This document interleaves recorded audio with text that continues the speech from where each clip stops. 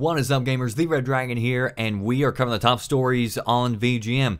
So we've got some more disturbing information coming out from the Edward Snowden files. The leaker, the NSA informant who turned talker, that's letting us know what all the agency is doing behind all of our backs. And I mean everybody. It doesn't matter if you live in the United States or you live abroad. They are tracking your cell phones. They're listening to your phone calls. They are reading your emails. They're recording it all. There was even a report the other day where the FBI could easily tap into your webcam and turn it on if they want to. So there is no hiding as it stands right now from the NSA, and that includes your video games. So the newest report by Edward Snowden lays out that the NSA has infiltrated Second Life, World of Warcraft, and they also mention Xbox Live and being able to get discussions between different game players. Now, it's important to make clear that this is simply what this memo stated. We don't know how far it went or what other networks and games were involved, but the at least thought from the feds is that, well, since we have a place where people can meet anonymously, where they can even send back and forth money in these games sometimes, they thought that this would be a breeding ground for terrorists. But the memo points out, or doesn't point out, that they found anybody or any terrorist cell. And it sounds more like along the lines of a bunch of money going down the drain to let government employees play video games on the job. And this doesn't appear to be some small-time operation. In fact, the memo mentions that there were at one time so many FBI, CIA, and NSA employees in the game Second Life that they actually had to start a program to deconflict the different groups so they didn't wander into one another and start investigating each other because they're supposedly working on the same team. Now, I did reach out to Microsoft. I contacted them and asked them about this story. I said, look, this is in the New York Times. This is in the Guardian. What did Microsoft know about this and what's going to happen? And here's their response. We're not aware of any surveillance activity. If it has occurred as reported, it certainly wasn't done with our consent. And as I've mentioned before in the past, you have a lot of tech companies that are coming out now saying that, look, we never allowed the NSA to come in to look at our database. We never gave them access to any of this information.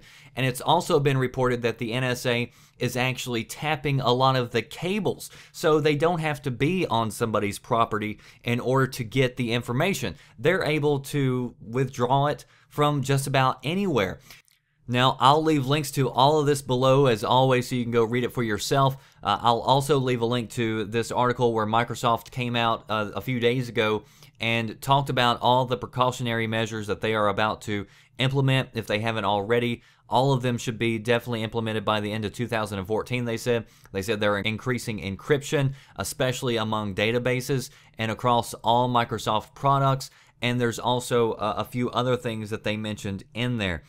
Now, let me talk about, for a quick few minutes, about why this is important. Because last time that I talked about this, I had several people in the comment section mention, Dragon, why should you care? If they're looking for terrorists, if they're looking for bad people, if you're not doing anything bad, then what does it matter?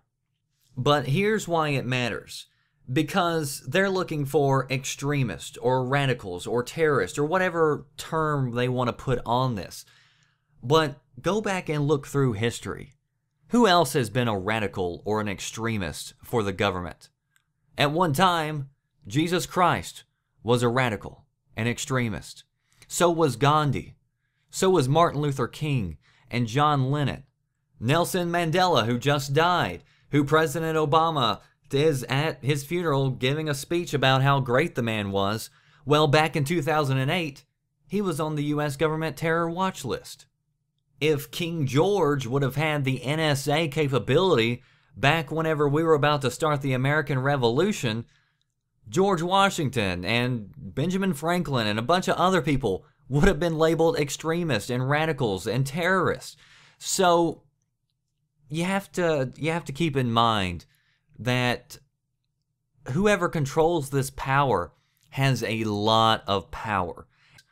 If I was tracking your cell phone, if I was recording your voice calls, if I was reading your emails and tapping into your email, that's illegal. I can't do it. But you're going to tell me a government agency can? This is your private data. And there's a lot of things that it can be used for, not just to hunt down terrorists, but it could also be used for blackmail. And if they're able to blackmail me or you, and you don't even live in the United States, what makes you think they won't blackmail politicians or judges or anybody else that whoever has this power wants to control? You are dealing with a very scary system that isn't just about keeping track of the bad guys. It's about keeping track of all of us. And you know who else is an extremist? Edward Snowden, the guy who told you the truth. That does it for me, The Red Dragon. I'll see you next time. Thanks for watching.